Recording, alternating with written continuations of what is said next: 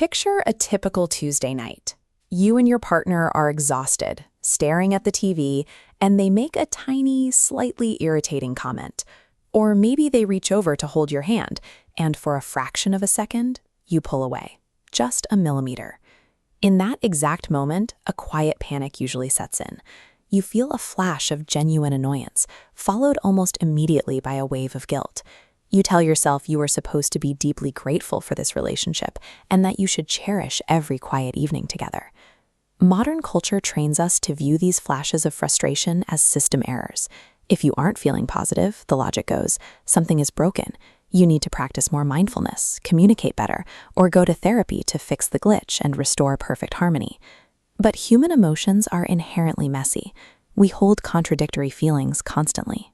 Yet we measure our complex reality against a sterile, frictionless ideal, the kind of flawless domestic bliss constructed for social media feeds and romantic comedies.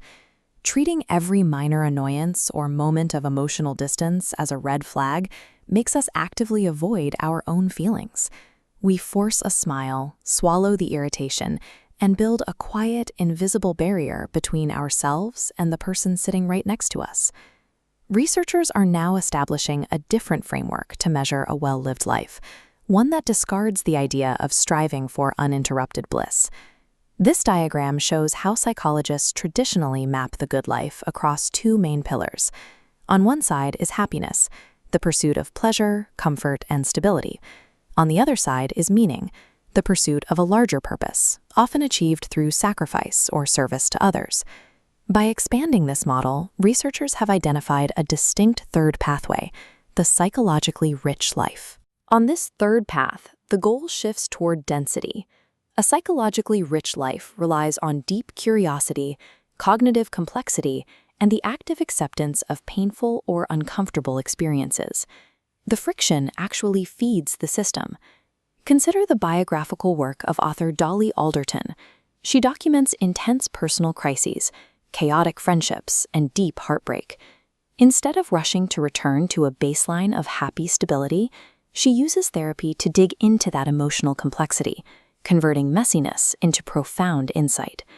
Embracing this framework moves the goalposts from a steady state of comfort to a collection of significant, varied experiences. Emotional pain and relational friction are no longer system errors. They are the necessary texture of a life lived with depth. This acceptance of friction translates directly to how we connect with others. Clinical psychologist John Gottman has spent decades studying how couples interact. His data reveals that navigating conflict, rather than avoiding it, is the true predictor of a successful relationship. Gottman identified a core behavioral mechanism he calls a bid. A bid is any micro moment where a partner seeks attention, affection, or support. It could be an explicit request for a hug, or something as subtle as sighing heavily while folding the laundry. Here we see a branching timeline of what happens next. Every bid forces a split-second decision. You can either turn towards your partner by acknowledging the attempt, or turn away by ignoring or rejecting it. Following this successful path actively builds the foundation of trust. Cognitive behavioral therapy, or CBT, provides the tool to navigate this choice. CBT teaches us that our internal framing dictates our behavior. By applying a cognitive filter to this model, we see how our thoughts determine whether we view a partner's sigh as a demanding annoyance or an invitation to connect. Gottman terms this healthy framing the positive perspective. It requires deliberately giving your partner the benefit of the doubt. If they forget to kiss you goodbye, assuming they were preoccupied rather than intentionally cold lowers the emotional stakes, preventing a small oversight from being interpreted as a permanent character flaw. Enduring love requires the repeated, often messy choice to lean into friction and turn towards each other during inevitable conflicts. This capacity to turn toward friction isn't just about how we treat our partners. It applies to the internal weather we experience when the conflict is with ourselves, when we face intense self-doubt or a crushing sense of guilt. If a rich life requires staying inside uncomfortable moments rather than fleeing them, we need an internal version of that positive perspective. Therapists describe this as building an inner mother, a mental infrastructure that offers the same curiosity and care to your own struggles that you've learned to give to a partner. Practically, this means shifting how you speak to yourself in a crisis.